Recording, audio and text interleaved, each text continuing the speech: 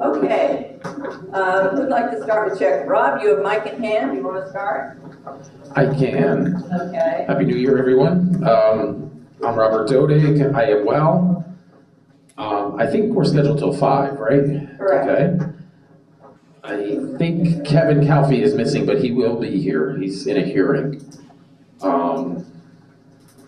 Who else? Oh, Carl. I thought Carl was going to be here, but he's not here currently either. Carl Burnside. Have no elephants. Expectation. Make significant progress. And before I pass the mic, I just want to welcome Will back, Rothenberg, from his 2-month hiatus. Hi, I'm Will Rothenberg. I'm doing well. I think my time constraint is 5 o'clock because that's when we start bedtime in my house now.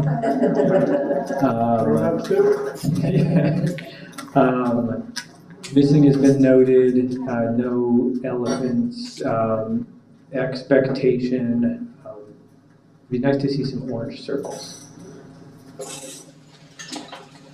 Good afternoon, I'm Heather Leonard. I'm doing well this evening, or afternoon I should say. I don't have any time constraints outside of our 5 o'clock. I have no elephants, and expectations I'll go with make significant progress. Hi, I'm Kelly Letcher. I'm doing well. No time constraints. Missing noted. No elephants, and expectations is to make significant progress. Good afternoon and Happy New Year. I'm Bonnie. I'm doing well. I have no time constraints beyond our 5 o'clock end time. I think the missing are noted for our team. No elephants and expectation, orange circles. Good afternoon, I'm Ben. I am great. No time constraints. Missing's noted. No elephants and expectations. Orange circles.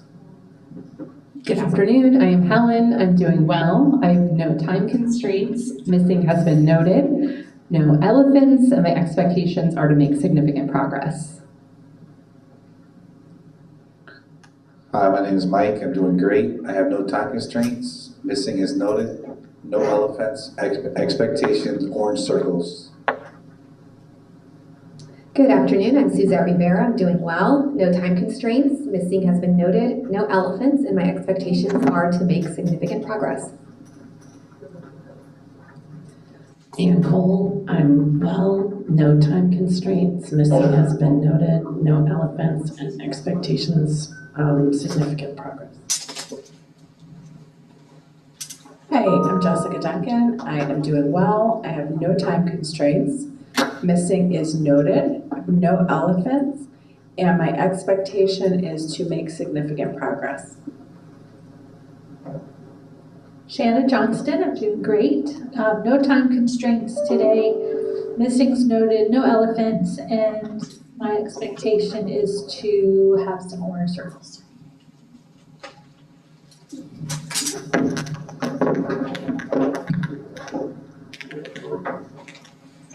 Hi, good afternoon, everybody. Happy New Year. Welcome back, Will.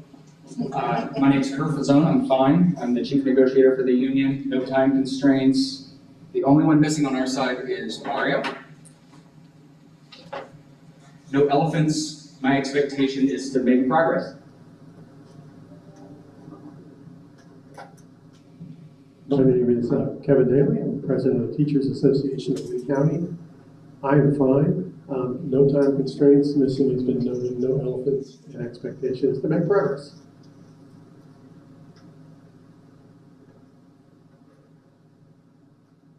Good afternoon and Happy New Year. I'm Jill Castellano. I am the Vice President of TALC, and I am also a peer collaborative teacher at Varsity Lakes Middle. I'm doing quite well. No time constraints. The missing has been noted. No elephants, and my expectation is make significant progress.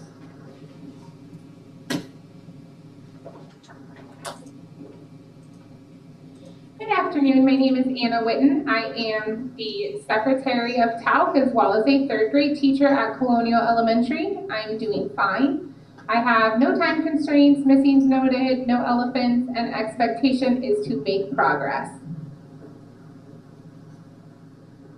My name is Samantha Howard. I'm a PCT at Torrance Marsh Middle School. I am fine.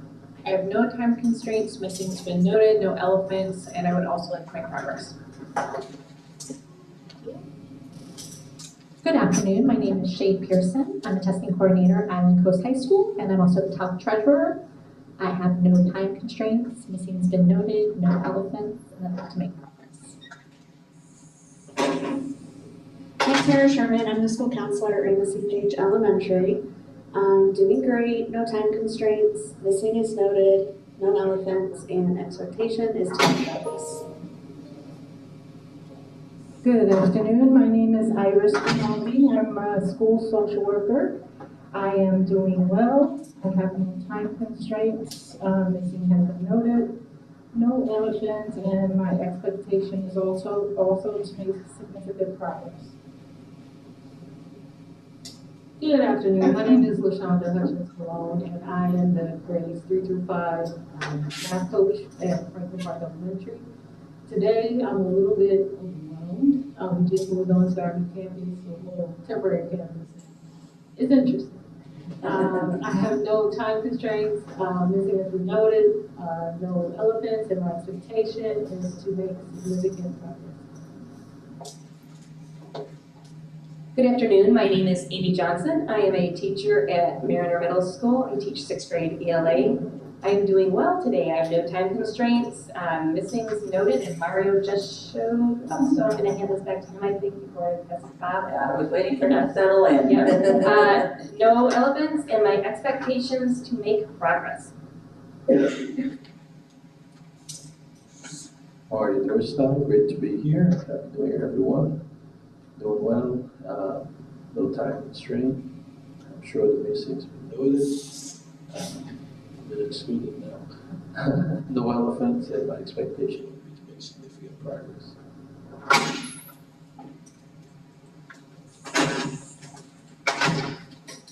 Good afternoon, my name is Bob Scapitulo. I teach math at Three Oaks Middle School. I'm also area coordinator for TALC.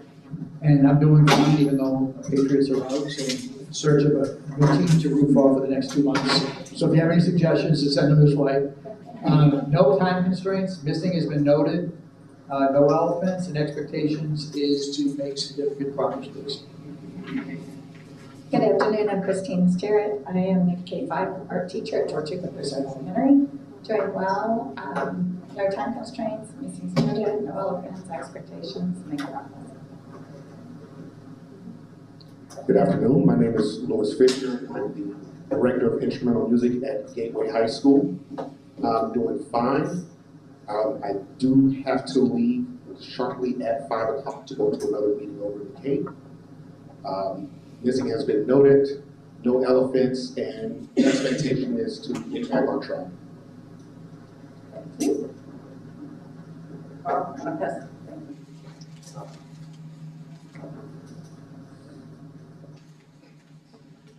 Okay, Happy New Year, everybody. I'm Carl. I'm fine. No time constraints.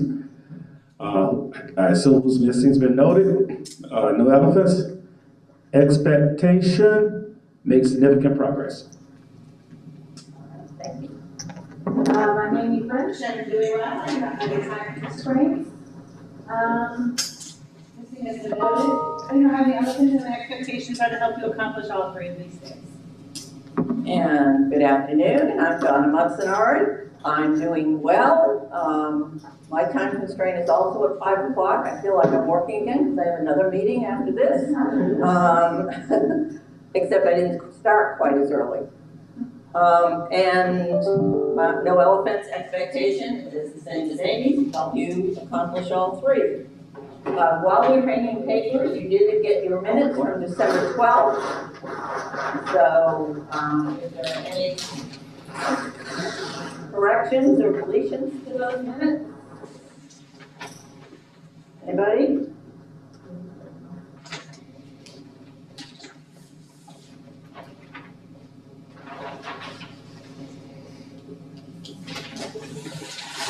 Juan?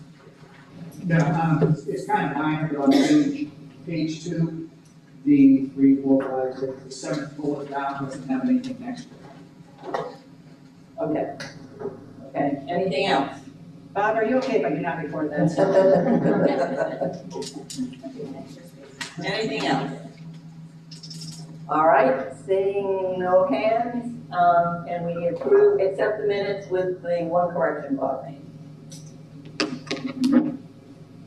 All right, minutes are accepted. 12. 19 was canceled.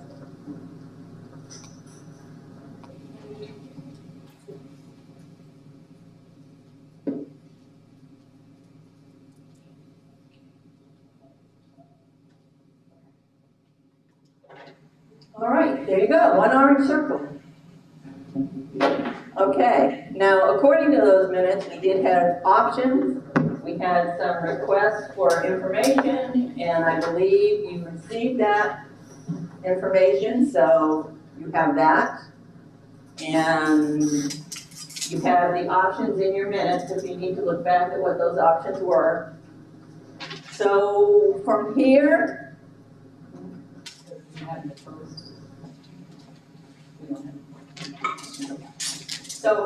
do we have anything to go from here? Story, the other option, Kurt. So I think also when we last left, there was a question on the table about the ESSER and board contribution pots of money. Has there been any movement from the district on either of those? Wow. There's been more information. Has there been movement in the sense that we have a new number? No, not necessarily. However, Kelly has further information about our financial status as it pertains to tax receipts. The current number is we are $275 million below what we would normally have received in a typical year. Is that right, Kelly? Yeah. Million with an M. Okay. Yeah, 279. 279 Yeah. is the figure. Thank you, Kelly. Anything else, Rob? Okay. Kevin? Does the lower revenue have any impact on ESSER money? No, I mean, obviously ESSER money's from the federal government. So we've been gone month and a half? You still aren't comfortable telling us what portion of the ESSER money is ours to negotiate with? Well, I think our focus was TISA, to be honest with you, and saying we have had a month, some of us were also off a week and a half or a little bit more, so we've had the same amount of time that you have all had relative to being off. We have some idea, but our focus was TISA. I understand now, after talking to Will before bargaining, and I understand you may have had a conversation today, that may be one of the things you also want to focus on today. So I am not saying that's out of the question. We may need a caucus and some other, and do some other maneuvering here today.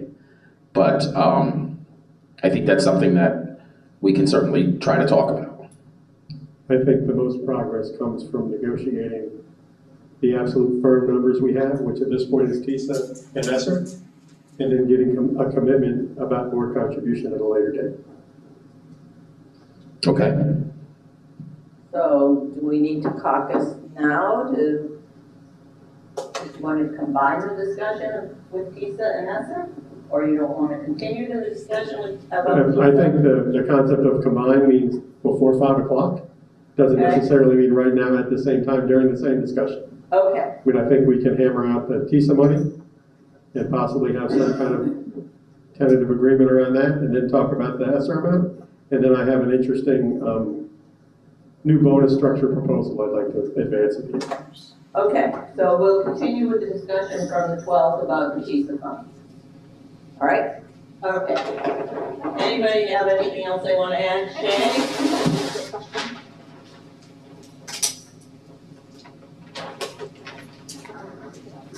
Okay. Need the steps. I'm not, I don't believe it. So I I heard you say that we're down about 275 million in the taxes of what we would normally get. As of November 30th, you said that we had received 13 million and that you had expected to receive 135 million. What did we receive as of December 30th? Kelly? So in November, we collected we had expected 19.4 million. We collected, I'm looking at my number, give me a second. 13. So then that would be a discrepancy in. No, I'm sorry, let me just read through this real quick because I did this piece. So November, we collected 19. On December 15th, we collected 194. And then on the end of December, I don't know the exact date, it was 125 million. 34, 125? 194 and 125. Those are the amounts that we collected. We had anticipated a total of 618 million collection by the end of December. We only collected 339 million.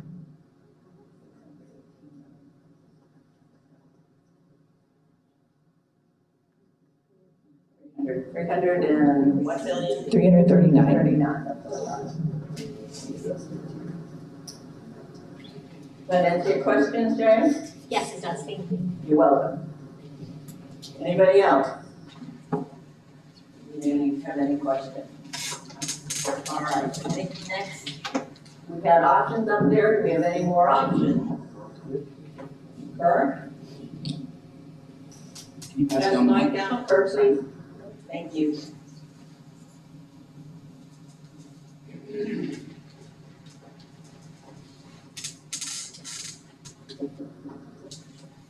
I really hate bifurcating this, but if we're only talking TISA, then I'm going to throw up an option here. So before I throw this option up, I just want to remind everyone of the law constraints that we have. Our team looked at this a little differently, whereas we started with an increase for effective annual contract teachers or those that are PSC or grandfathered, chose an amount for that, and then the law prescribes how everything else goes. So I'll talk you through the option. For effective annual contract for PSC teachers, $1,000 increase. This is for, professional contracts? Professional services, continuing contract, or effective annual contract. Okay, give her a second here. I feel for you, Amy, this is ridiculous, the way we have to prescribe this. They're getting 1,000. 1,000? Annual, PSC, continuing annual, all of it. Annual effective. Highly effective. Yeah, all PSC, CCs. And PSC. Well, no, sorry. I got this. You got So the only distinction that we have to make in terms of evaluations is between highly effective annual and effective annual. PSC and continuing contract is regardless of evaluation, as long as it's not unsatisfactory or needs improvement. Okay. So if that's set at 1,000, the law says highly effective annual contract has to be 125% of that amount. So that would make the highly effective annual contract amount $1,250.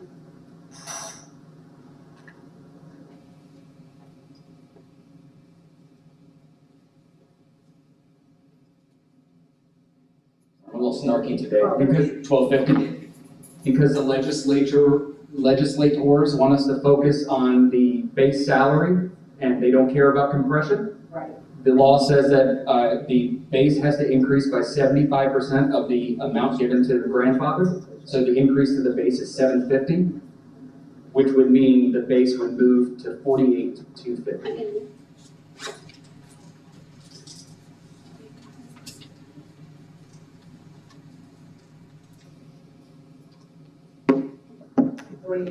$48,250. So $1,000 highly effective annual contract is $1,250.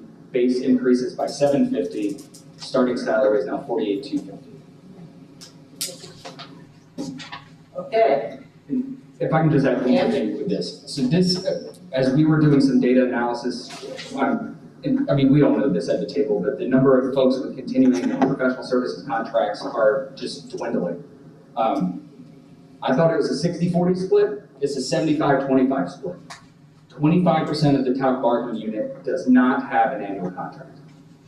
And this option that we put up better shifts the money to the larger population of the bargaining unit, rather than the $665 increase that was proposed in option.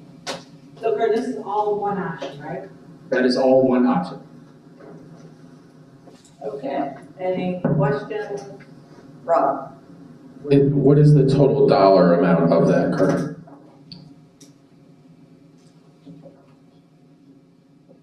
He said $2.50. So my math is a little fuzzy. I had to make some assumptions. I had to make some assumptions as to the percentage of folks on the annual contract side that received a highly effective evaluation versus effective. The numbers we have in the minutes combine professional services and annual contract.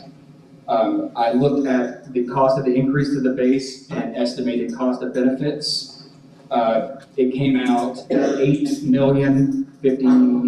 say 8.06 million. Total. Approximately. Total approximation, 8.06 million. And I didn't include the jail.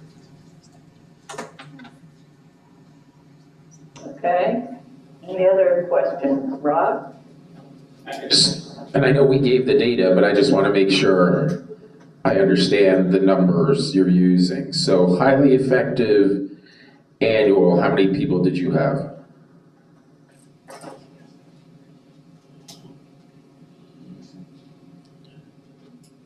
Because they were combined in the original and they were set out. Yeah. I think we estimated, what, 20% or something of the group? Yep. We estimated 20% of the group. That may be an overestimation.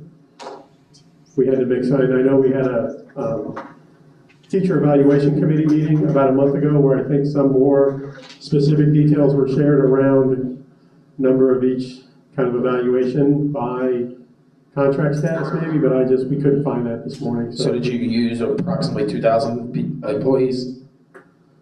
I think we used 20% of 2,000. 1 second, I'll say.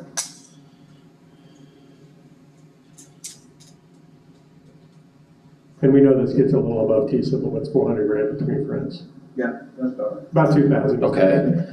And then the effective, which would be those groups you listed up there, about how many, Kurt?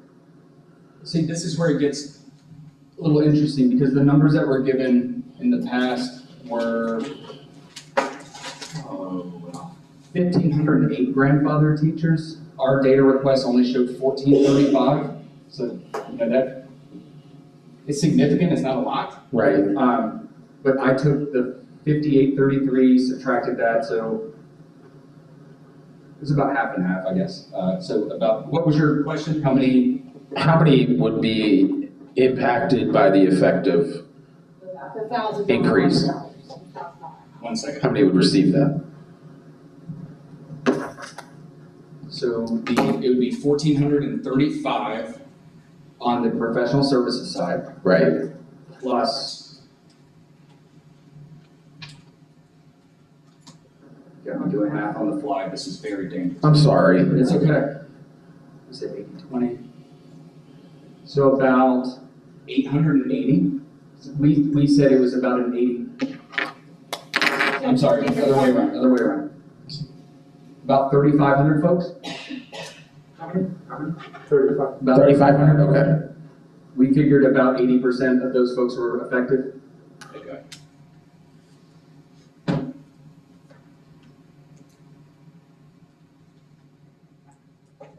And according to the data that we received in December, there were 670 folks, give or take, that would not have received an evaluation for last year. So those would be the folks that would receive the increase to the base. The 750? Yeah, Yes. okay.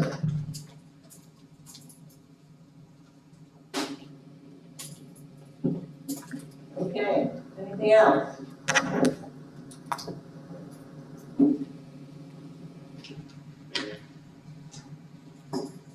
Questions, concerns? All right, I think obviously it's the first we're seeing this, and I appreciate the work TALC has done. I greatly appreciate it. So we're gonna need to caucus. Okay, no problem. So if we could do that now. Approximation? I'd say give us till 2 o'clock. I mean, just Okay. to be safe. I don't want to say 15 minutes and take an hour. Yeah, I forgot what time it was. I thought it was like noon. I'm like, 2 o'clock. All right, that means everybody needs to clear the room. Guests as well need to clear the room.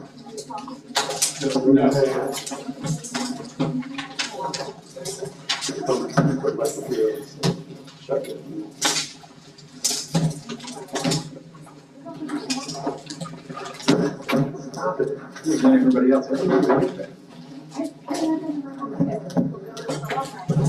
And you say like they're prioritizing.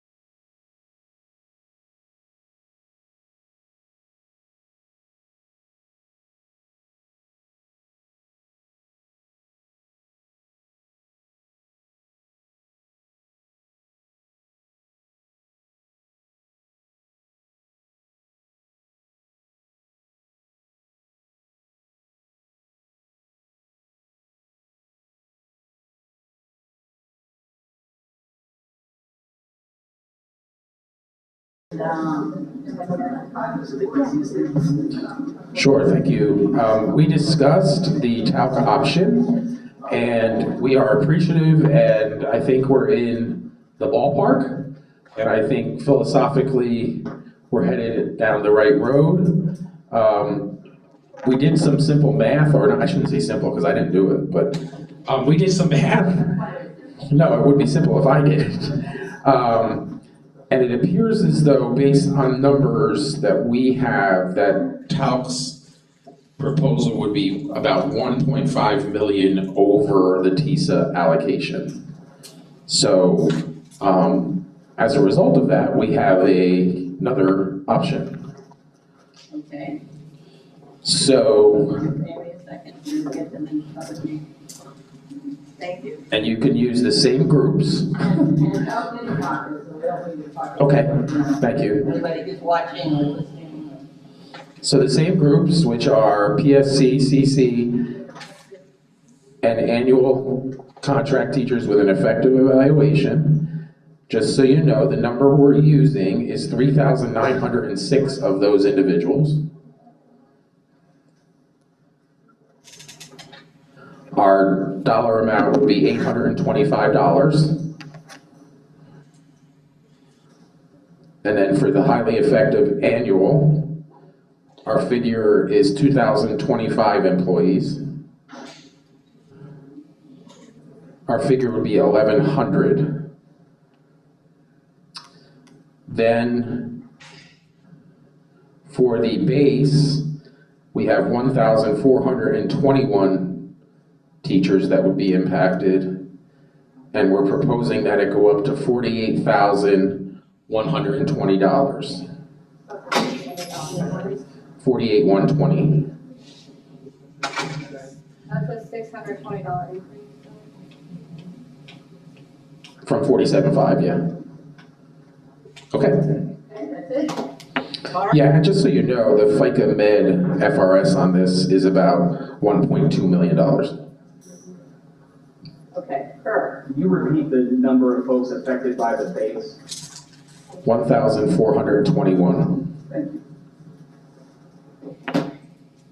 Okay. Anybody else? Process, if you have any questions, clarifications? Will you move it closer? I can read it. Is that 825 for effective? Yes.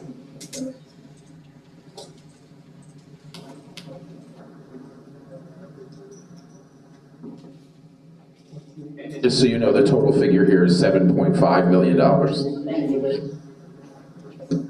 620. 7.5. Yep. 7.5 total.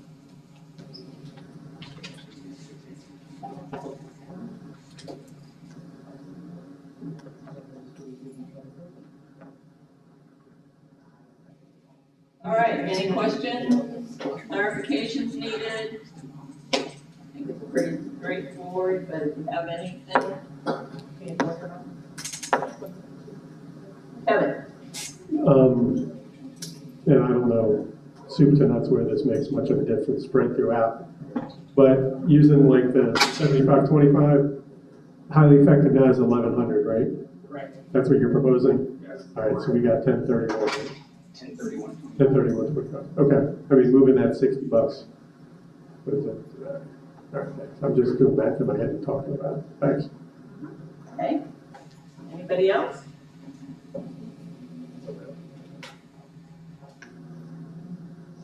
All right, are there any other options? We have 3 different options up there now.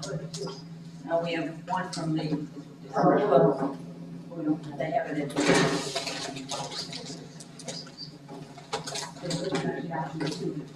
Right.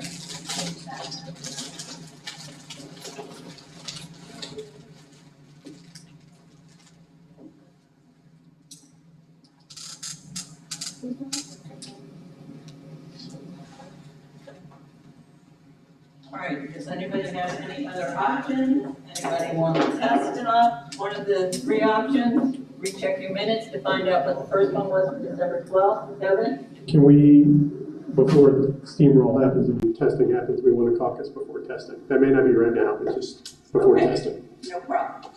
Let me know when you want to caucus. Question?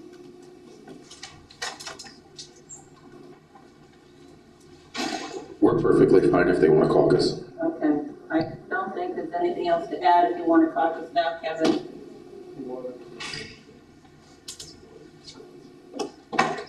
Jill? I just have a quick question, because I have the minutes from the last bargaining session up in front of me. And I just want to make sure that I accurately wrote down the information that you recorded.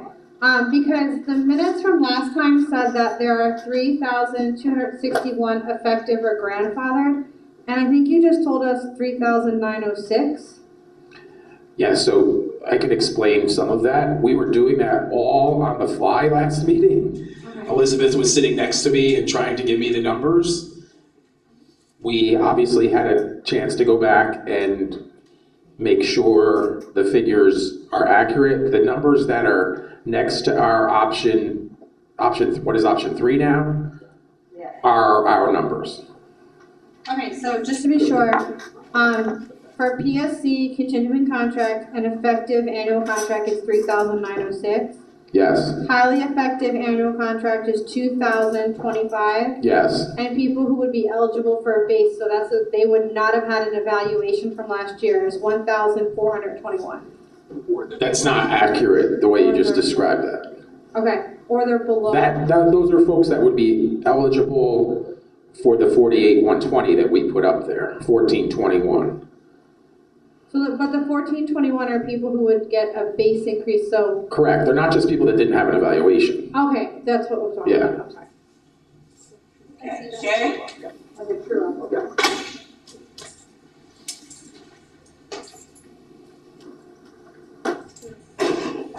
So then I guess my question is, are the people that are getting the increase in base also getting the effective or PSC? Because when I add all those numbers together, it comes up to 7,352 people. And we don't have that many people, as far as I know, in our bargaining unit. And even our last minute said it was around 5,900. The difficult part is Elizabeth did a lot of this work, she's standing behind you, and I can't talk to her because she's not sitting next to me and Will wasn't here, so I don't know if Elizabeth maybe could. They can kind of fall into two groups. So they could possibly get both? Yeah. So she said they could fall into both. So some people could actually then get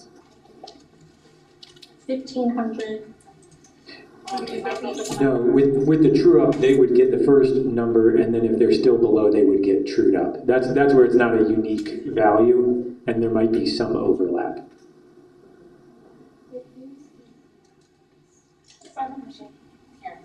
And we might be able to, with a little bit of time, give you the split out numbers if you're wondering how many people fall into the category where they're getting one or the other or both of those. But if they get both, then they may be in a situation where it's not in their state statutes. Without the microphone, nobody can hear you. Didn't tell myself. I said, if they get both, we're not within state statutes. We would be though, because they'd get the true up, which would be the difference of whatever they would have to still get to that number. If that makes sense. Like one would get them close, and then this would move them the rest of the way. So they wouldn't be above the minimum. Yeah, they wouldn't be above the minimum base salary. They would be brought up to the minimum base salary. Anna? So it could be possible, any member of that 1421 true up, they could need like $100 to get trued up, or $300 up to the 620 amount. Correct?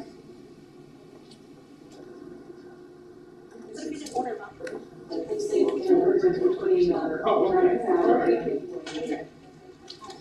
Yes. Yes. Sorry. Concur?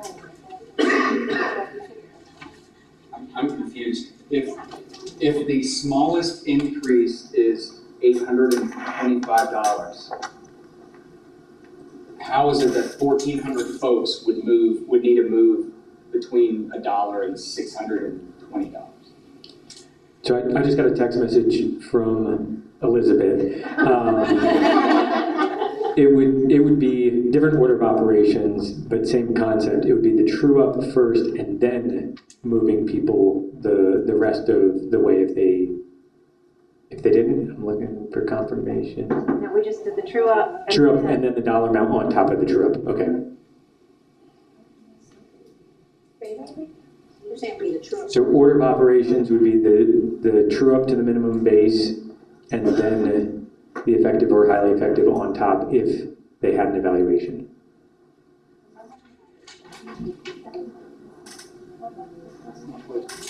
Kevin or Kurt? Okay. That's not the same order of operations that we had in the minutes. The minutes said that the district offer was career ladder, then effective, highly effective, then true up to 48. So now it seems like we're going in reverse. The way that you just described it is the way that we have traditionally done it. Yes. I wasn't here at the last session, but I can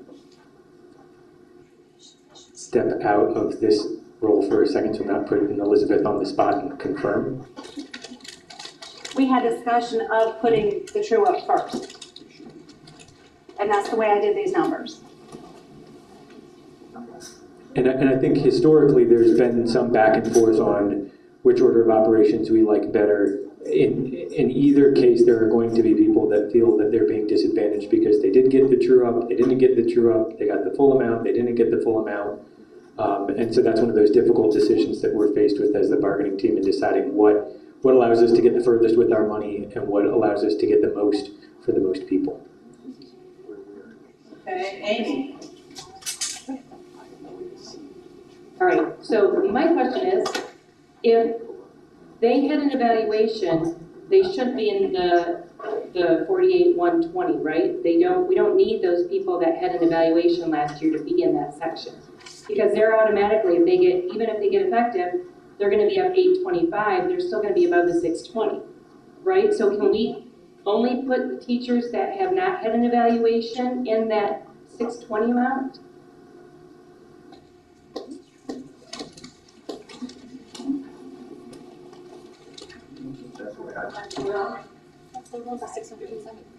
If I understood what you said, yes, I think that is possible to say that the $620 difference, if you're going to get more than that, then you won't get both, you'll get one or the other. So if they had an evaluation, they wouldn't need to be in that number for the base salary. Correct, yeah. All right, Anna?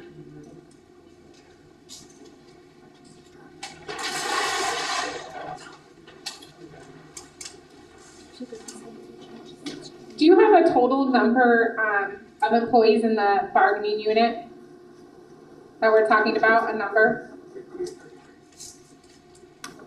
It changes depending on when you pull the data based on retirements, hires, that kind of stuff. I can give you just off the top of my head rough number. I know it's about 5,800, give or take.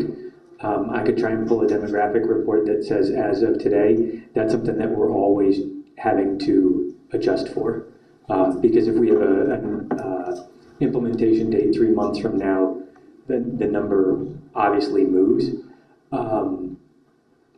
Normally, it's not a big enough number that it really impacts the overall estimated budget or budgeted amount. So the number for the effective continuing contract, that was 3,906. Yes. And then for highly effective, that was 2025. Because that comes out to 5,931. So if our bargaining unit is 5,800 roughly, that's over. It could be. I mean, it could be 58. It could be 6,000. That's in my opinion, that's kind of a reasonable amount of variation. One of the things too that sometimes happens when we're pulling the data is if you're looking at, like you guys have said, the PSC, per I ton, as like the distinction is coded, sometimes that does or does not include IROTC and some of the other like codes that are used. But what you just said, 5,900, that sounds about right.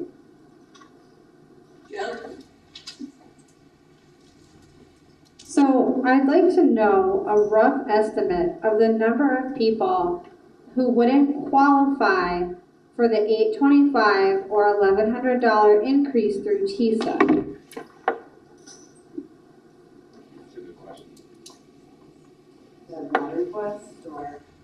It is, but I think that information is relevant because we're talking about, again, it's my understanding with TISA, we work in a specific direction because there's an amount that we pay PSC, CC, and annual contract effective, and then the annual contract highly effective is 125% more than that, and then we have to increase base by 75%, okay? So I want to know the number of people who would qualify for a base increase because they don't qualify for a salary increase. So for base increase only? Yes. Okay, Bill, Mark, in your opinion? I think one of the things, and this is not to make excuses, but just to kind of acknowledge the complexity of like messing with the numbers like this on the fly. If you're increasing the base and you're changing the amount of the raise, then we've got to recalculate all of the numbers to figure out what that raise would bring people to, and then who is or is not at the base. We can do that relatively quickly, but as far as like being able to pass the microphone back and forth and have a definitive answer for you, that's a little bit trickier. Jill? And I asked that, and I know that we called for a caucus, so maybe that's something that, we're caucusing that information. And again, I said rough estimate because I know that things are changing. 3 people could have been hired yesterday. So I do understand that things fluctuate and that numbers are fluid with hiring and people leaving the district. But right now, we're earmarking, if I take 1421 and I multiply it by 620, we're earmarking about $880,000 for a base increase. And I'm wondering, do we need to spend that much? Could that money be used to provide a better salary increase for the other groups? So like I said, we're earmarking close to $1 million. And I'm wondering, does that need to happen? Because like I said, if we add the people eligible for 825 and the people eligible for 1100, we get almost the entire bargaining unit. And the people that should qualify for a true-up are people that either aren't eligible for a raise through legislation or are here with 0 years of experience. And it doesn't seem like we have 1,421 people that fall into that category based on our current numbers in our bargaining unit. I know they indicated they would like a caucus, so would we at this point, so. Caucus? Time frame? 2:30? 2:30? Last time we were short of the mark, so hopefully we will be again. 2:30, okay, okay. We'll check if I'll be back. Jill, what was your question?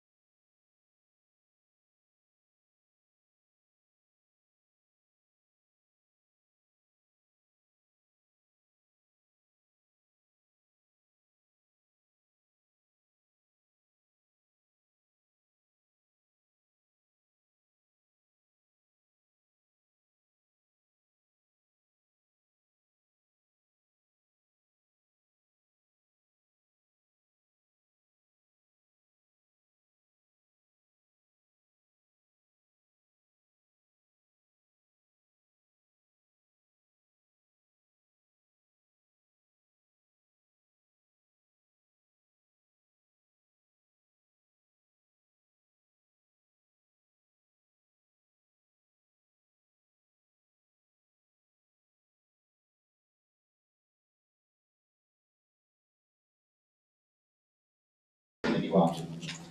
All right, thank you. And let's give us a chance here to do some paper for the next option.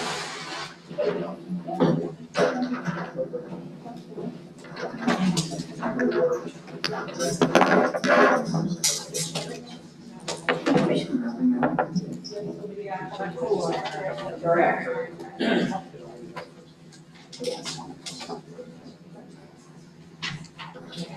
All right. Go ahead, Rob. Will just jokingly said to me, well, we have a new option because Kirk confused us, so that's a good thing, actually. So first of all, the order of operations with this option would be highly effective, true up. Okay? So we're proposing for effective, I'll let Amy catch up, sorry. Okay, she's got it. Okay. $900 And that's for, I'm sorry. for- effective, Effective. and all those other folks that fall under it.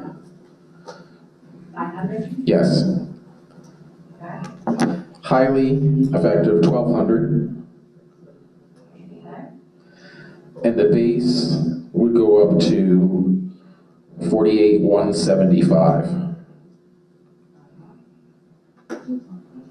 Okay.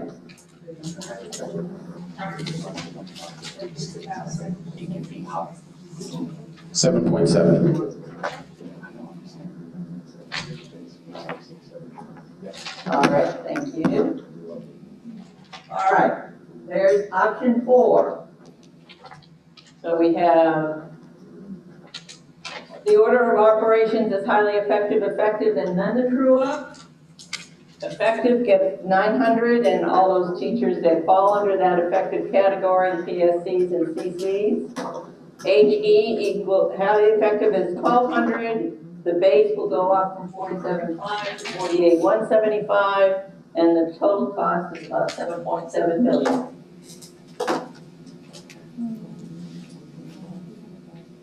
Questions? Bob, can somebody get? Thank you.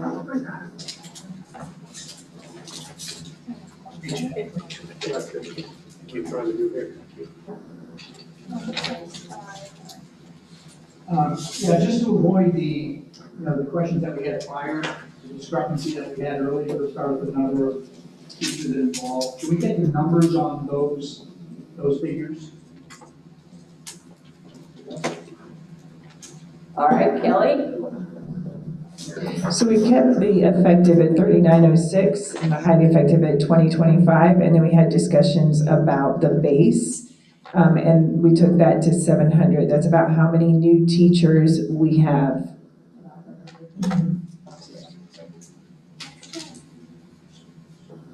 Okay, thank you, Bob. Oops, sorry.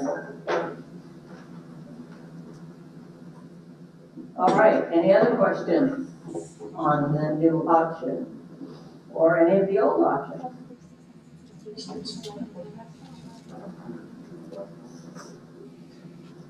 Sure. I was waiting for it to just magically appear in my hand. Put your hand up. I can't remember the Harry Potter spell.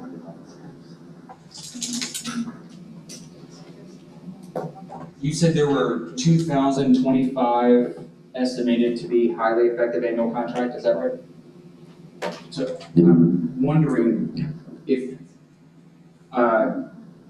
so according to the law, we only have to go 25% above the 900, to comply with the letter of the law as minimum. If we took that, so that would be 1125. So that's a $75 difference on just the highly effective piece. If we multiply that over the 2,025 highly effective annual contract teachers, that gives us about $152,000. Could we maybe up with that $900 number a little bit to spend that extra 75 to, to the effective or PSC folks and not on the highly effective side? Well, I think this is probably not going to come as a surprise to anyone, but if you read the statute, it's logically incoherent. And I just say that not at all being like hyperbolic, it literally does not make sense. You cannot have it the way that it is written. Because as Kerr is saying, it says that you're supposed to have performance salary schedule highly effective, receiving 25% above all others. And then it also says that performance salary schedule effective needs to be at 75% of performance salary schedule highly effective. So you need to be 25% above, so 125%, but you also need to be 75% of it. So there's some weird tension in that, and so I think in looking at the numbers, we've tried to go with the 0.75 because that's how it has been in the past, and that's how we believe that DOE is likely to interpret it, and that I think kind of eats up some of the 125,000 or whatever it was that you said. The other thing I think is looking at the estimated amount that we had, 7.7. I think that's slightly over the bargaining authority that we had, but we're comfortable that again, once those people that are late hire, retiring before the end of the year, that will balance out. The estimate, just so that you know, also has the FICA Med included in there, and that's another 19%,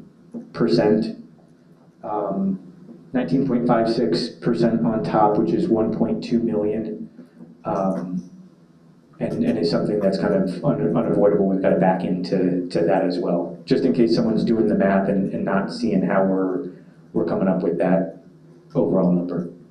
All right, Kurt, go ahead, continue. Bob.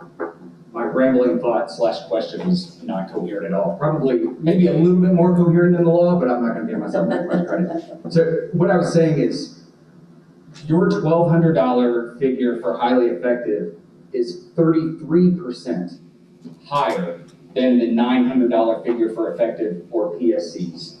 What I'm asking is if we restrict that to the minimum requirement by law, which is 25%, that would make that amount 1,125 instead of 1,200. Could we spread that savings over the other folks to kind of bridge the gap? In essence, I'm asking if we could make effective and PSCs say 925, and if that spends the money in its entirety. So if it's 925, highly effective becomes 1156.25.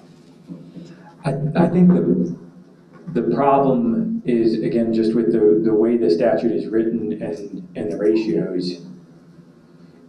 If you adjust that down, then you have to adjust it back up when you read the second part of the statute, and you end up with this, dog chasing its own tail, kind of weird, again, logical and coherent system, which I think is why we went with the 0.75. Effective is 0.75 of highly effective, which is what it has been every other year in the past, and we believe is closer to the legislative intent, although guessing at legislative intent is often not advisable. But again, I think trying to look at that 25% above, and then to get the effective number, then you'd have to adjust that back down or up, and then you'd have to play again with the base salary because that's your grandfather people as well. I mean, if you had other numbers that you wanted to throw out, like you just did, and say, does that work? We could try and look at that. We might need a minute to caucus and kind of get our heads together on that, because I think I understand what the intent is. I have an option 5, please. Okay. Okay. That'll make it fit. Go ahead. I'm going to use the same categories there. Okay. First category is effective or PSC, 925. Highly effective, 1156. It should be 1156.25 if you want to put the 25 cents in there for right now. Increase the base, 693.75. Which brings it to. New starting salary, 193.75. I can tell you already, that puts you at an effective of 0.8 of the highly effective, which doesn't comply with the statute. A 25% increase of 925 is 1156.25. The highly effective has to be 25% more than the effective, and the base has to go up. Correct, and the effective has to be 0.5 to 0.75 of the highly effective, and it's 0.8.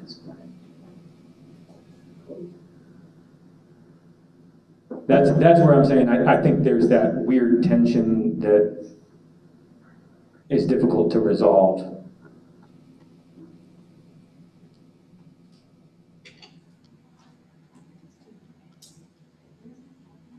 Okay, can we let Bob ask this question while you're pondering that, or? Yes. Thank you.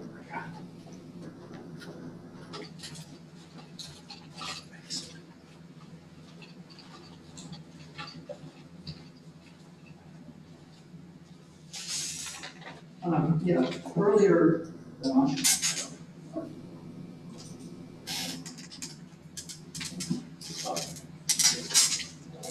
earlier when I asked the question about the numbers of teachers, and correct me if I'm wrong, but when I added it up, it came out to be 6,631. Is that the number of our bargaining unit? No. Because, I mean, I thought that ours was around 5,800, and that's off by about, if you add that up, we're off by about 800. And according to what we said earlier, I don't think anybody that's in the effective, or correct me if I'm wrong, the effective or the highly effective, we're not bumped up to that 48,175. I think we gave updated numbers with our new option, and it was about 5,900. But when I asked earlier, and you add that up, it doesn't come out to be that. It comes out So to he's be, saying with your new option, it doesn't come out. Correct? With this With new option- with with option these of- new yeah. numbers, it doesn't come right, out. with option 4, Right. it comes out to be 6,631. The only number that we changed was the 700, which is an estimate of how many folks would have to be trued up to the 48,175. But isn't that 700 separate than the other two numbers above? Yeah. So if it's separate and you added them all up collectively. It's up to 6,600. I understand what you're saying, yeah. 6,600. So our bargaining unit is not that large. So we're off by about 800 people. That's my. Hold on, we're trying to, I understand what you're saying, exactly, because I added it up too, sitting here. All right. It could be positions, not people. That's, so hold on. Well, I would assume it did the same. No, not necessarily, because we have vacancies. But it should be off, we should be off by 800. That's what I'm saying. It should be off by 800. Will? Well, we're checking the numbers. Can I ask, like conceptually, and trying to compare it to our shared interests and everything, what is the tweak that we're trying to make? And just for my own clarity, are we trying to increase the amount for effective? Are we trying to increase the number of people receiving the higher dollar amount? Just trying to understand kind of what the intent is. Go ahead, Kevin. Well, I wasn't necessarily referring to that, but I'm trying maybe to get down to the difference in the So we have 5,800, 5,900 people in the bargaining unit. That's bodies and positions, correct? The number you're referencing is number of positions that if filled would be 100% employment, correct? I don't know that, Kevin, yet. We're trying to figure that out. I have an interesting idea on that extra money, so we'll talk about that in a minute. Well, One of the other things, and just to throw this out, because this is something that I mentioned in our caucus, and I think we have done a pretty good job of this over the past several years, trying to get to more round and even numbers. And sometimes, it's difficult when we're sitting here negotiating and looking at the overall pot of money and trying to make sure that we're spending it all.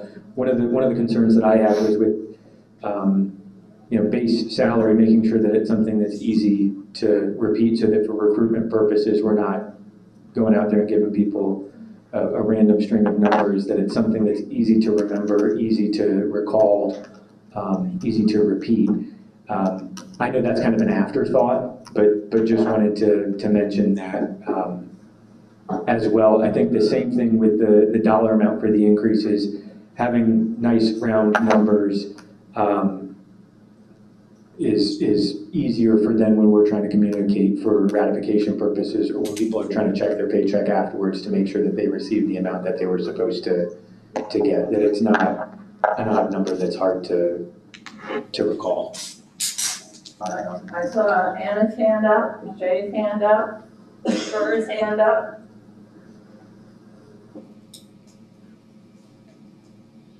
In the past, we have had a spreadsheet that we were able to put on the board that we kind of like, the district would have a number, we would have a number, and we were able to in live time kind of play with it together. Is that something that we have the ability to do?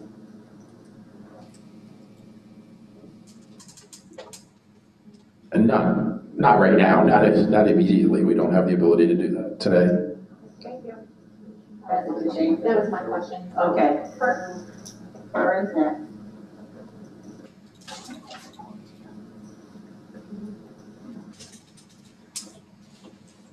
I really appreciate all the back and forth, because when we get the data file from the district, you can imagine that we have to make some assumptions. I specifically, we don't know who got what evaluation. Just anecdotally, it's not as easy as it used to be. Used to when we had steps, you knew where folks were at. And I've been telling folks for the longest time that now everyone is on their own unique salary schedule, and that could not be further from the truth. When we were playing around with some of the data, and we came up with 950 almost different salaries for folks in the district.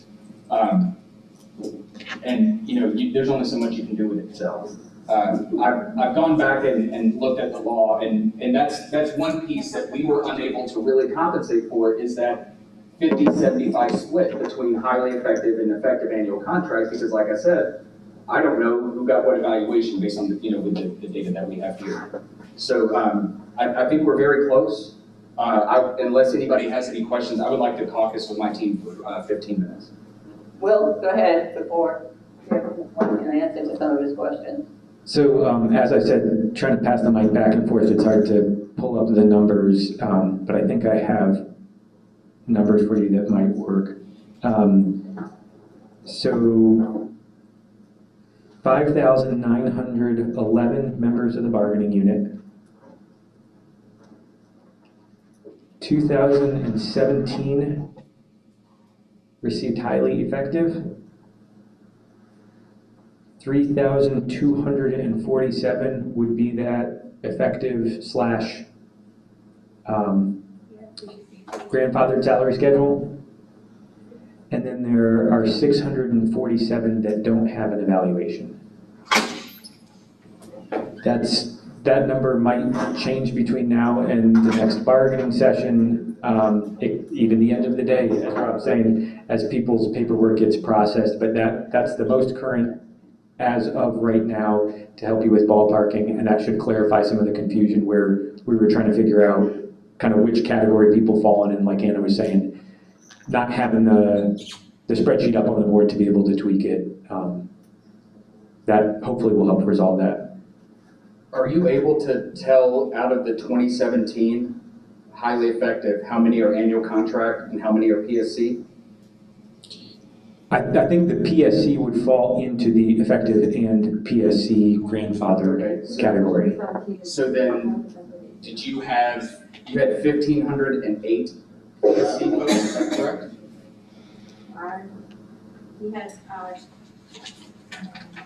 okay, so we had 2,000. Last meeting. So if you can, I guess I'm trying to break, so 2017 are highly effective annual contract teachers, correct? Correct. Out of the 3247, how many of those are effective annual contract? Can I get back to you on that? Yeah. Okay, all right. And if I can subtract the number of PSCs and CCs from that number, I can ballpark it. And I just don't want to count somebody twice, if that makes sense. Do you want, and I'm not saying that we can deliver on this, because again, we're trying to move on the fly, but do you want then a breakdown of the highly effective and effective for grandfather, or just grandfather all lumped in together? I just want to make sure that if I pick somebody out of that PSC, CC group, that I'm not double counting them in some other groups. Gotcha. And when we did our math, we had about 1,435 folks with the PSC or CC that did not include ROTC. So if I can ballpark it at 1,450, 1,460. 1457. Okay. Okay. That wasn't right. Anything else, or are we ready to break? All right, you have a clarification on the numbers? Yeah. So we're ready to break for caucus? Yes. Come on. You want to say 15? Okay. I think I said 10 before.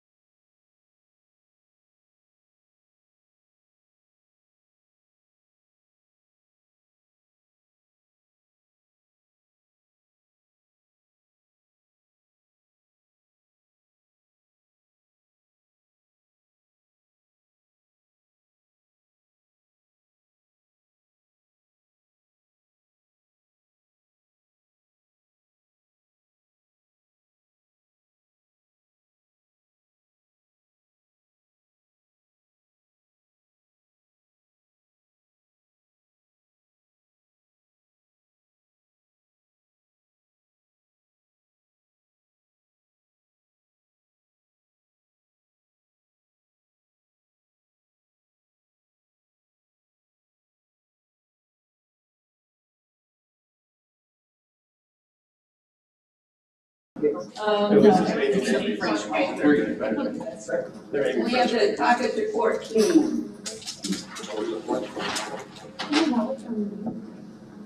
Thank you, Donna. We refreshed our knowledge of the law and took the numbers that we were just given. That was much more helpful, and we're able to, I think, get closer honed in. It actually came in a little bit less than the district's previous option, if my math is right. Okay, Do so you want me to let's talk through the option while she's writing it up? she's still writing up the caucus report. Okay, All right. right. And now we have the. Okay. Okay. You want to read it out loud? I can talk through it if you want. Okay, go ahead. This is number 6. Number 5 didn't comply with the letter of the law, but we'll just keep it up. All right, so number 6. So we started with professional services contract, $1,000. For what it's worth, there were 1,810 of those. Highly effective annual contract, $1,250. 1,437 of those, that's 25% more. Effective annual contract, $937.50. There's 2,017 of those. The base would also have to increase by that much, $937.50. That was $647. The new base would then be $48,437.50 for a grand total of $7.6 million, approximately.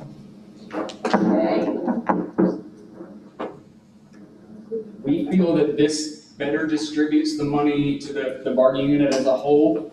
The 125% rule for the highly effective annual contract is fulfilled. The 50 to 75% rule from highly effective to effective annual contract was fulfilled. The highest increase to anyone in the bargaining unit, if you take 75% of that, we add that to the base, so that is fulfilled. And with a new starting salary of $48,437.50, we feel that this better puts us in competition with Charlotte, who at this moment is at $48,500. Okay. I was going to say, but. Kurt, do you want to mention that? Time to process all that. I don't know if I mentioned, but we did estimate the FICA at the 19.56%. And that height is an estimation, right? It all is.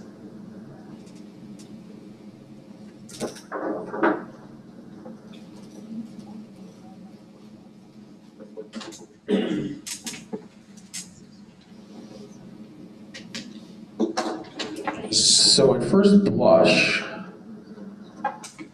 the distinction between a PSC and an effective annual contract teacher, even though some of those PSC folks are going to be effective.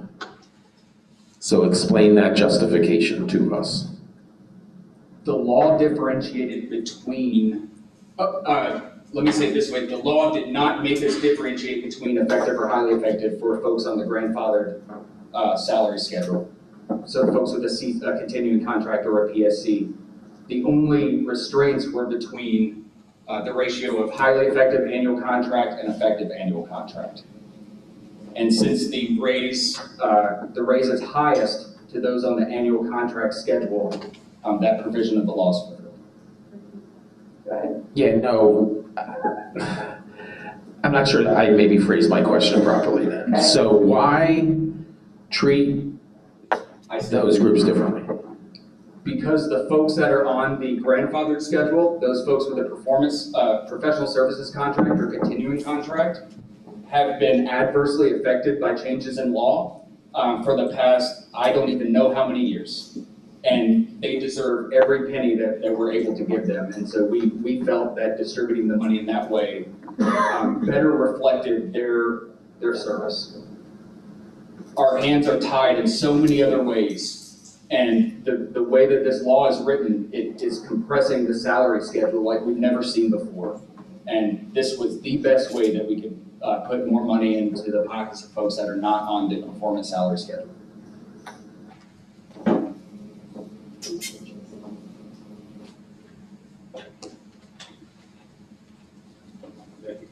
Thanks, Carter. Yep. Thank you. So we have an option. Yes. And then putting this option up there isn't dismissing yours, so. Because I think there is a real need to be able to have this as simple as we can make it. So then I think splitting those groups into 3 instead of 2 might complicate some things. So we're sticking with the original groups. Okay. So the effective and PSC teachers would go to $1,001. I know that's close to yours. Just 1,000, I'm sorry, take the 1 off, just 1,000. Because we left? No, I don't know. It's because I had it written down that way.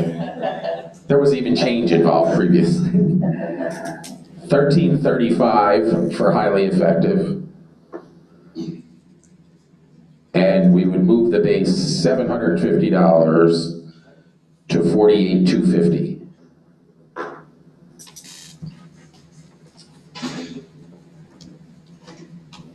And the total cost of that? The base has to go up by 7%, largest increase.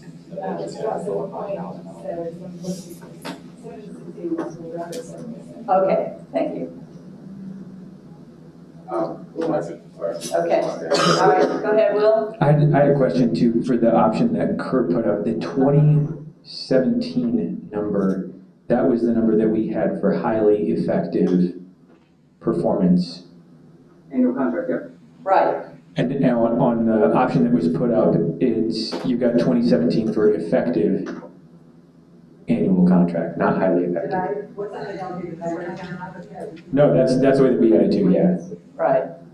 Oh, okay. It's 30. Then I'll just have the flip numbers. It's 3247. Yeah, I think it would change the overall total estimate and that kind of Right. stuff. Because it's 3247 for effective PSC, effective annual, I should say. Okay. Questions, clarifications on any of the 7 options? Kurt? So the law says that the base has to be increased by 75% of the largest adjustment negotiated for any teacher above the base. So if the largest increase is 1335, wouldn't the base have to go up by 75% of 1335? I think it actually says that you have to do basically 75 cents on the dollar of what you're giving grandfathered salary schedule employees. The way that we read it was the largest amount negotiated for any teacher above the base, whether it's grandfathered or not. And then it was 75% on that, or 75 cents on the dollar then.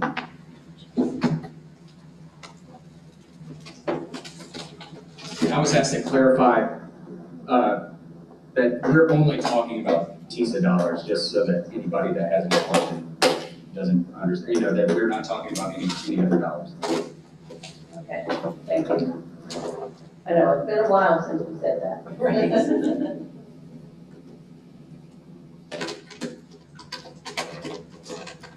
Anybody? Will?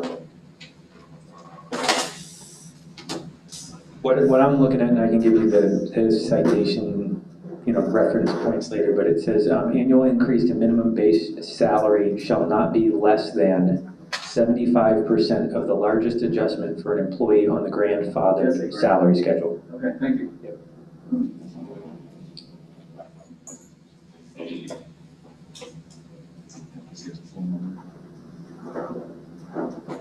Anything else on any of the options? Any more options?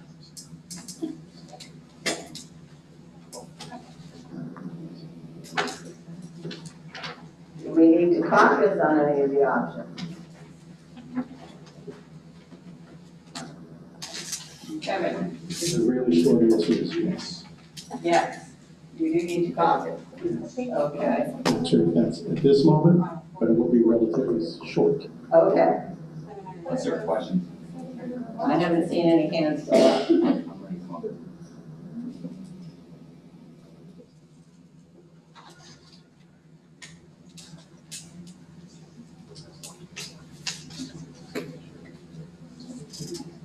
Any questions? Donna, we need to take 15. 15? Rob? No, we're good. Okay. All right, 15.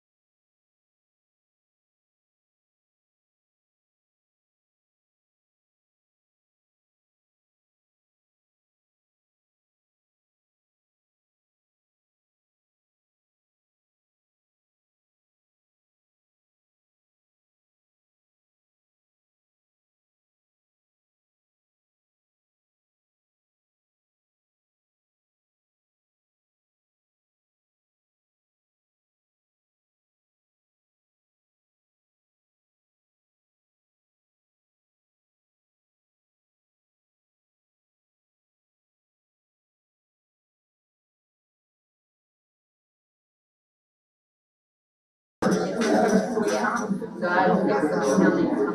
All right, Kurt, still. Money off.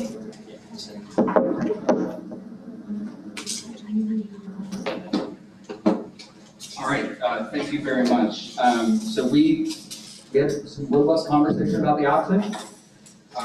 This is in the ballpark of what was a previous one. We're now on option 7. I can't keep them straight. Correct, we're on option 7. It's really close to where, like our option 2 earlier today. I wanted to clarify that the same order of operations was still in effect, highly effective, effective, then true up. Yes. I also wanted to make a remark that this is only TISA. We still have ESSER and board contribution to talk about. I would like to put up an option 8 that says that the parties are still going to discuss ESSER and board contribution pots, and then propose a straw design of option 7 and 8, please.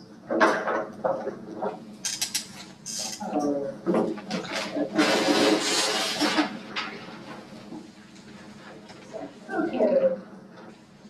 All right. So we have a straw design of 7 and 8. 7 is an effective annual PSC, CC, $1,000, highly effective annual $1,335. The base is gonna go up $750 from $47,500 to $48,250. Total of $7.7 million. And option 8 would be to include the order of operation as highly effective, and true up. And that, this is only TSIA grant money. Right. TISA. Just specifically that we're still negotiating over board contribution and ESSER dollars. Okay. So let's just write the straw design up there, 7 and 8. Rob, do you have something to say? Oh, I shouldn't say no. I can't stand when people do this, so I'm not gonna do it. Yes, I do have something to say. It's just unique to have number 8. I mean, and I understand. I understand. And I think that's all I wanna say. It's just unique. Right. I don't think he intends that should go into contract language, but. Not at all. Correct. We were very uncomfortable with splitting in the beginning, and this is just a note and a reminder. Fair enough, I understand. Okay, so do we have another straw design? Let me ask that first. I don't see any other straw designs coming forward. Rob? Yeah, I just want to clarify, Kelly just sent me a note to clarify, so 180,000 over, well, based on Kurt's straw design, I just want it to be said that there's $180,000 over the TISA amount that is part of the board contribution. Obviously, that's not the end of the board contribution, I'm just saying I want it to be on the record that number 7, which we proposed, is more than the TISA amount. That's all. Kevin? So board contribution is 180,000 at one at least? Well, I mean, it just seems odd you would say that. I mean, I would assume that, but we haven't been able to get ESSER money for 2 months. We haven't been able to get board contribution for 2 months. And now we've done this and all of a sudden, well, you know, 180 is coming out of board contribution we can't tell you about. Well, I'm just saying, I don't want to it's not. a little unusual to say that. Okay, fair enough. We both have had unique statements. Shay?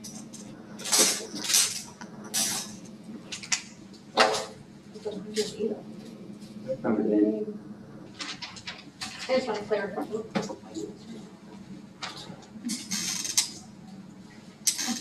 I just want to clarify, you said 180,000. That would be an approximation though, since all of our numbers are approximate at this point. At some time, would you That's right. give us the exact amount once this goes through? The exact amount is based on the amount of people, right? So yes. Okay, perfect. So we're estimating 180. Right. Thank you. All right, Will. I think too, just for like, process or procedure, whatever, typically we give, once we've gone through the implementation phase, we give like a pre and a post list to TALC so that there can be that full accounting. Thank you. Okay, so, Bob. I'd like to test draw design. Thank you. All right, we have a request to test draw design 7 and 8. So can I see thumbs? Do I need to repeat it? All right, looks like we have an orange circle. Yay. Yeah. Is it too early to talk implementation because piece of money is specifically required to go back to July 1st? No, I don't think it's too early. I think that's correct. We know it's retroactive to July 1st. I will look down the table to Kevin. We get paid this Friday, Kevin. Yeah, we're gonna need to caucus, I think. And I'll also find out some other information during the caucus about ESSER for you. Very good. 10 on this.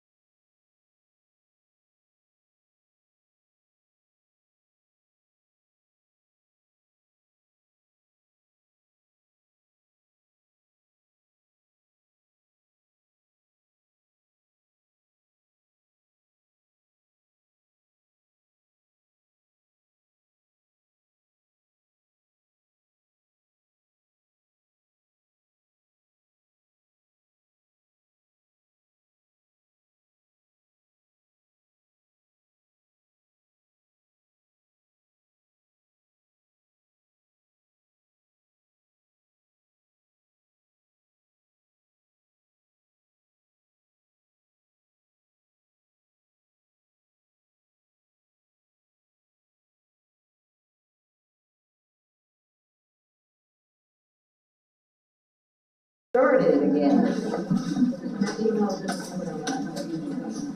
Okay, guess it's our turn, right? Yes, sir. They didn't caucus, so. That's right, okay.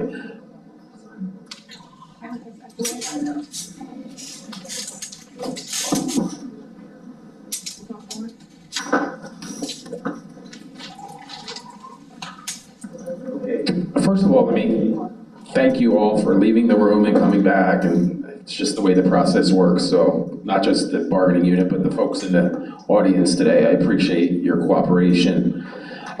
We had a conversation with the superintendent. We're prepared to proceed talking ESSER. I don't know, because I know TALC had done some homework before they came in today, which I'm really thankful for. So I'm wondering if TALC wants to start the conversation relative to ESSER. We know what we've done in the past. Obviously, we don't have the sum of money we had in the past left in ESSER, but we're willing to talk about it. Also keeping in mind that ESSER is a fund that all employee groups have benefited from in the district. So it's not just for instructional or school or classroom teachers like TISA is. So we just want to keep that in mind as we progress with the conversation. Okay, we were also supposed to talk about implementation. Sorry, that was the first thing. Right. So, sorry, Kevin. So we have discussed with payroll and finance that March 31st would be a great date or a good date for us for folks to see the increase that we just tentatively agreed upon, including the retroactive piece of that. So I know that seems right now sitting here March, but it is the middle of January, so we only have 1, 2, 3, 4 pay periods before that. That was the payroll director's desire at this point.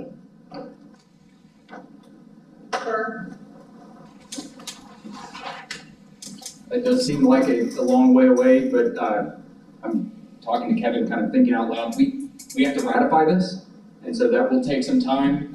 It would be nice if we could ratify the entire contract at once and not bifurcate out the TISA piece, and ratification is a considerable expense to the union. No, we're aware that we had that conversation. That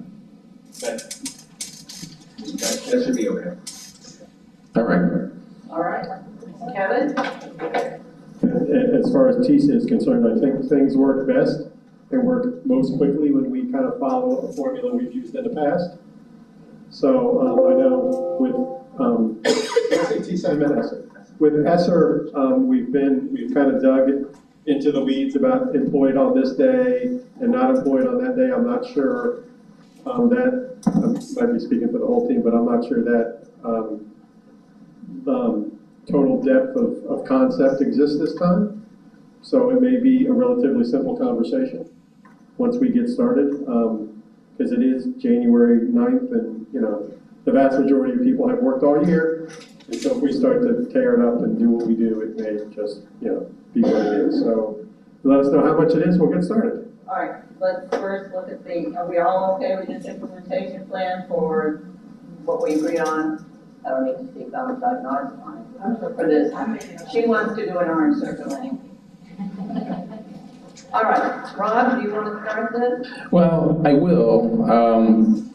And I think with the bonuses, we've learned a lot. I will tell you right now that the district doesn't have any desire to tie it to something. We did more of that with Spout than with the teachers, but we do have to tie it to something. There has to be some rules, obviously.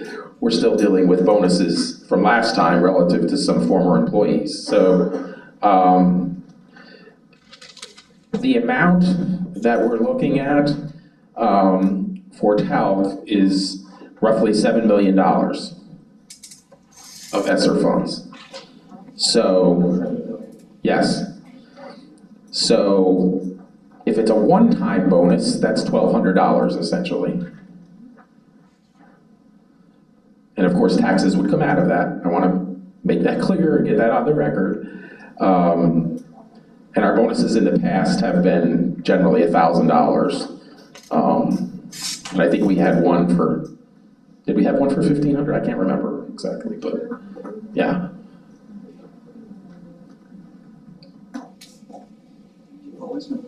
Okay.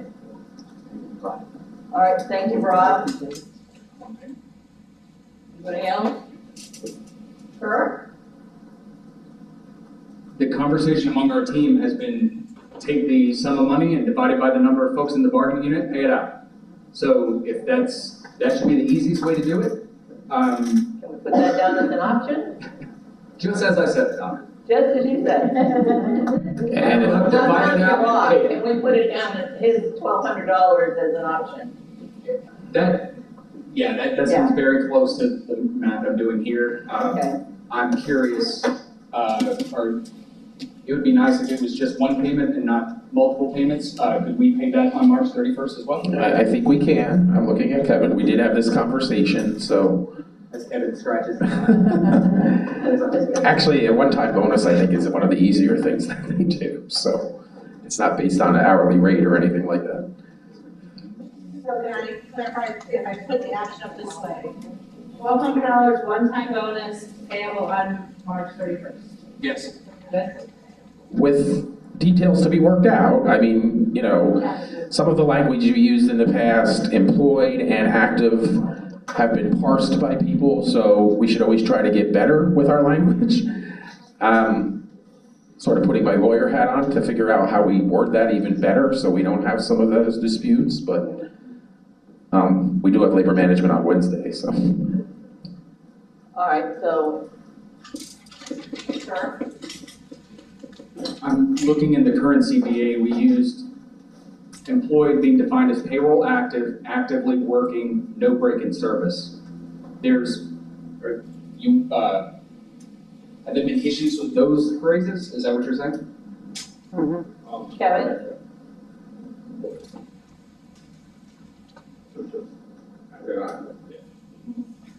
So just a few things to think about. All members of TALC, whether they're hired the day before or at the beginning of the school year, just want to put that out there. Also, if they're on a leave of absence, FMLA, I get beat up pretty bad with a lot of conversations about that. So I would like to have some language so everybody knows what it is moving forward. The understanding before was that if you went on leave, you had to return from that leave. So if you were on FMLA, you had to return from FMLA working, not return from FMLA and go on another leave. Are those the, is that the confusion that you want to clear up here? Yeah, yes. The problem is an understanding, that's not, okay. So if a leave of absence is extended beyond the FMLA window, that would be ineligible. All right, I think we can work those out on Wednesday at Labor Management. I just wanted to have an idea of what the issues were. Okay, Will?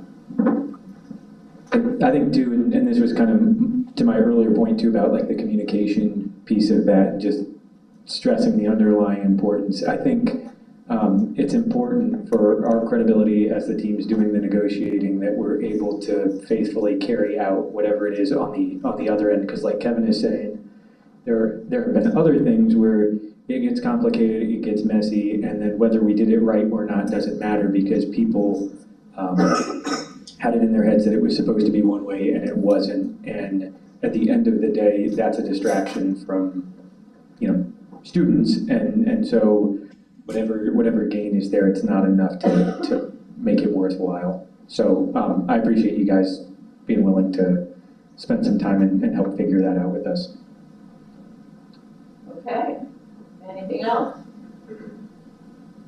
Right now, the option reads $1,200 one-time bonus payable on March 31st, 23, with taxes taken out. Do you want discussion on language? Will Labor Management discuss or clarify our contract language? Kevin? On Wednesday, Labor Management. I mean, again, I think we're just, and truth be told, you know, Kevin, I sometimes get beat up from the same discussions. And so, you know, the things that kind of rise to your end as a challenge also rise on our end. So, continuous improvement model, we'll talk more on Wednesday about getting better language to make it clearer to the people kind of in the bargaining unit. Okay, so I added that, clarify language and labor management. Good. All right, any other options? Anybody want to test this option? I'll test. Okay, may I see thumbs for option 1? All right, good job.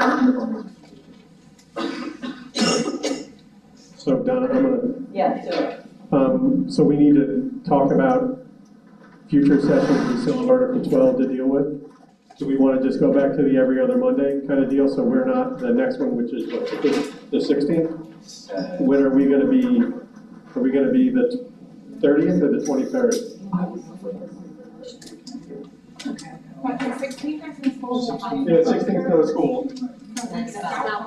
When it's not related. I would prefer that I go back. The spell check session. Will? That'll give me a little bit more time. I think that in terms of Article 12, implementation is probably not something that we would want to do mid-year since it has to do with leave. I don't know if that's something that we want to have a discussion at labor management about trying to figure out if the best time for implementation is, you know, July 1st, the start of a new fiscal year. Do we want to try and figure out some way to be ready for that?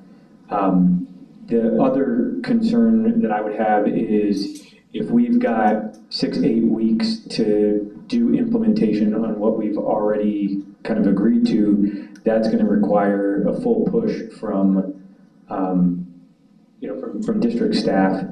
And so just so that people are able to focus on that and make sure that we're meeting the timeframes, because we've got to get, like you said, ratification, we've got to get it to the board.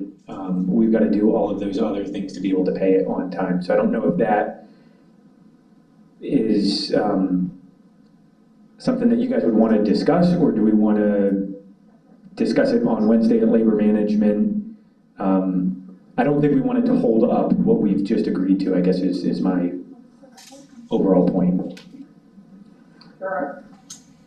So just looking at the calendar and thinking about Spout as well, I was going to propose coming back on Monday the 23rd and discussing board contribution dollars. And maybe 12 if that's, you know, if that was out there. I'm perfectly fine with implementing that on July 1st. I'm with you. It does not make sense to implement at the beginning of the year. But if we could wrap all of this up into one ratification, I think it would be easier, not just on TALC, it would be easier on the folks that are voting as well, so that people know what they're voting on. I mean, I'm happy to work on 12, you know, outside of using like labor management or whatever. But if we could come back to the table on the 23rd and talk board contribution, and I guess the other thing that's out there are supplements. The supplement committee, the turnaround committee, that needs to get going as well, or have a decision so that we can wrap up bargaining. All right. I don't have something down. I don't have anything but coming through.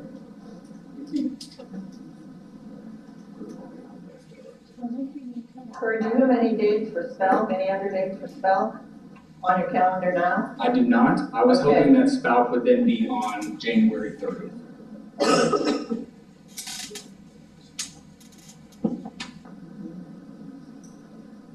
Rob? Yeah, we don't have any dates, right now? No. Okay, And that's a bad thing. right.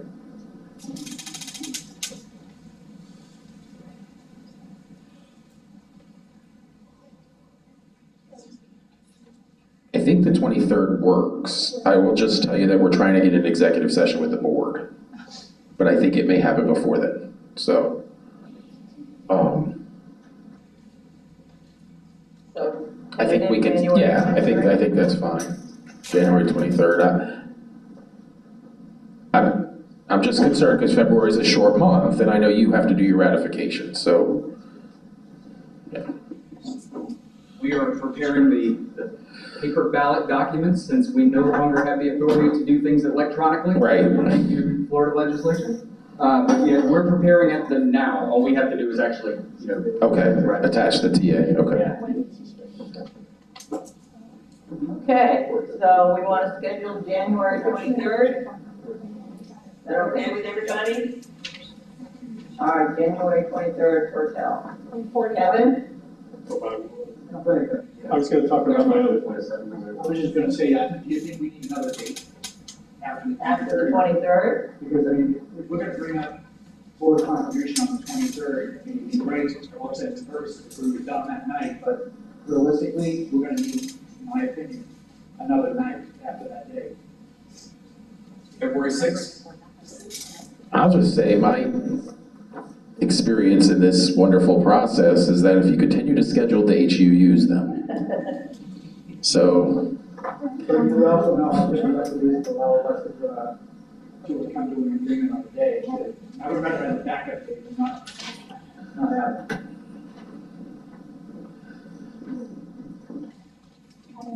I mean, unless people have, what was the date? The 6th? February 6th. I mean, that's fine. I mean, it's the every other week thing. It's the every other week. It's just, I don't wanna. And so I also, if you could let us know board contribution as soon as possible, because, I think this process works better when we have the ability to come prepared to make a proposal, because oftentimes we're accused of not having a proposal. When we don't have any of the data, we would need to make a proposal. So having the data certainly helps. All right, Willis, are your hand up? Okay. And then I have something interesting. Yes, sir. So this is completely from left field, but I love it. So every year we look at budgets in the school budget. And so I've said this before out loud, but I'm going to officially put something up there, kind of officially. So over the past 5 years, with last year being an outlier because, was what it was, in the line item 5,000, which is instructional salaries, you have over budgeted an average of $34.7 million. So that means you budgeted money and did not spend it. Now this number is coming from the budget the board prepares in October or November compared to the annual financial report that has to be compiled and submitted to Tallahassee to figure out what you actually spent. So I guess the first question is, last year, like I said, was an outlier, so we're not even going to talk about that. But 1920 was $32.2 million. So when you didn't spend that money, did you send it back to Tallahassee? Or did it get rolled into the reserves? Or was it accounted for in another line item in the budget, in the AFR, to make the AFR be the actual budget? Because I have an idea, and this is really radical. Part of the reason you're not spending this money is because you can't fill the position. I get it. You say we need 6,000 positions, you just can't get them, it is what it is, there's a shortage. Every position that goes unfilled puts a strain and a stress on members of my bargaining unit, and quite honestly, members of the administrator, schedule in, and spout, but I'm here for TALC. So when you look at the money that you budget and don't spend, that puts a strain on everybody here. So I have a proposal that's not an option, but just an idea because it's not board authority. What if we took that $34.7 million and divided it by 5,833 members and just wrote everybody a check as a bonus at the end of the year? Because the state gives you that money to spend on the education of the students of Lee County, and that includes the expenses of employees. So just an idea, something to think about, kind of radical. I don't know if anybody else that's doing it. Like I said, you budget, I understand. You budget for 100% employment, I get it. It is what it is. In a dream world, I would love to say that. So just something to think about. I know it's not board authority. I know you're only here able to discuss board authority, but certainly it's not beyond the ability to ask and figure out and then cajole and bring to people's attention to reward in an extra way the extra work people do just with unspent money, because the state doesn't say you only spent $1.7 million this year, even though we gave you $2 million. Next year, here's 1.7. They say next year it's 2 again. And I understand tax receipts are down and the number may not look like this year, but just something to think about as we move forward. Okay. Anything else? I know board contribution was a factor, and I know you said you're trying to schedule an executive session. I'm assuming that's to talk about board contribution, unless you have it figured out. And other things, right, update them. So, if you get it before the 23rd, can you give it to them so they can come up with proposals as well? Yeah, absolutely, and I know Kevin said that, so.